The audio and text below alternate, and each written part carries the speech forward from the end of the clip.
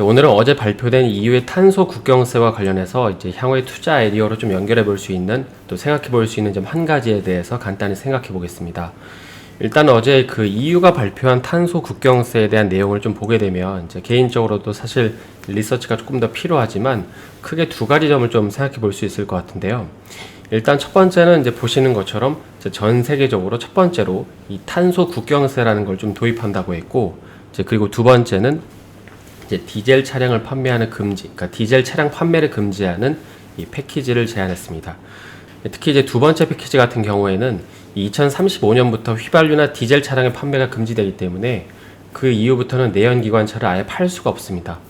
특히 정책을 안착시키기 위해서 그 2025년까지 여기 이제 그 기사의 내용이 이런 식으로 나와 있는데 2025년까지 주요 도로에 최대 60km 구간마다 이 공공 충전소를 설치한다는 방안을 내놓았습니다.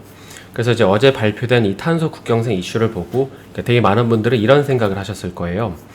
이제 시멘트나 철강, 알루미늄 같은 사업을 영위하는 기업들은 안 좋아지고, 이제 반면에 뭐 수소나 풍력 같은 이런 친환경 혹은 신재생 에너지를 하는 기업들이 이제 좋아질 거라는 생각을 하거나, 아니면 조금 더 나아가서 이 문구 그대로 이 전기차 충전소가 일정 거리마다 설치돼야 되니까 이 전기차 충전소 인프라가 관련된 기업들을 좋게 봐야겠다라는 생각인 것입니다.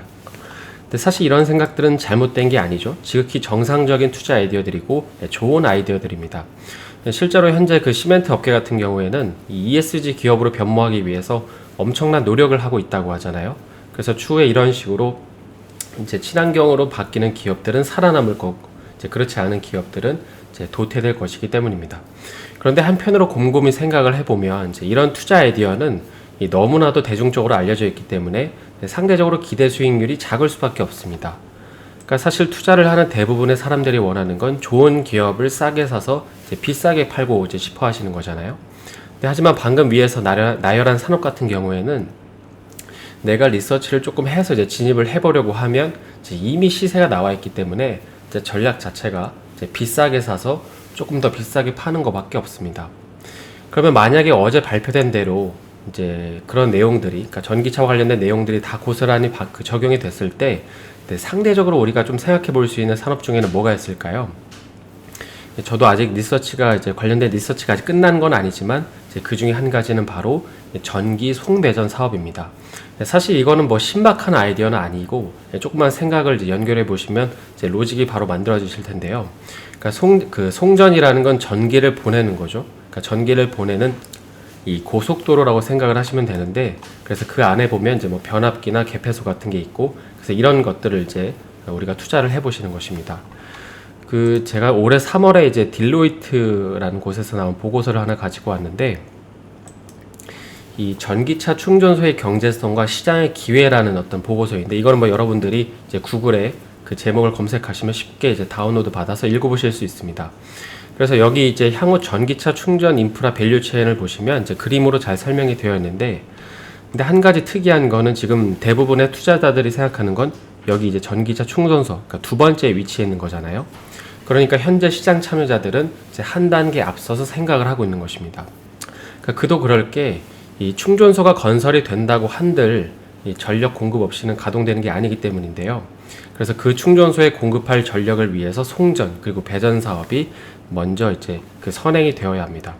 그래서 이 보고서에 따르면 여기 이제 그런 문구가 있는데요.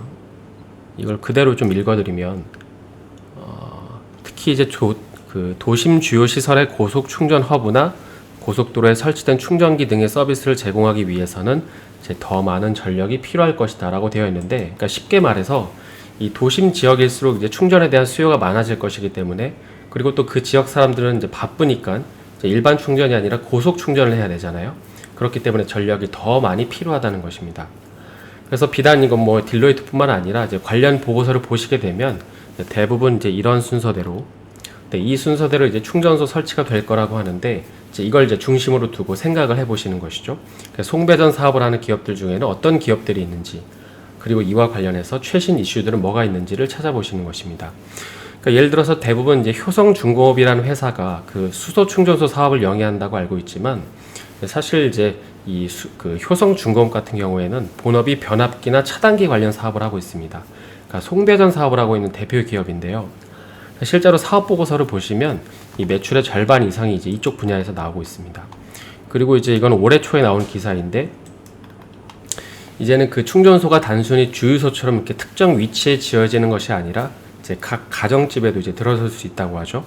그러면 이 말은 이 충전소는 충전소대로 지어질 거고, 이제 그에 더해서 아파트에도 추가적으로 설치가 될 수 있는 만큼 이 아파트로 들어오는 전력의 양이 더 늘어나야 함을 의미하게 됩니다.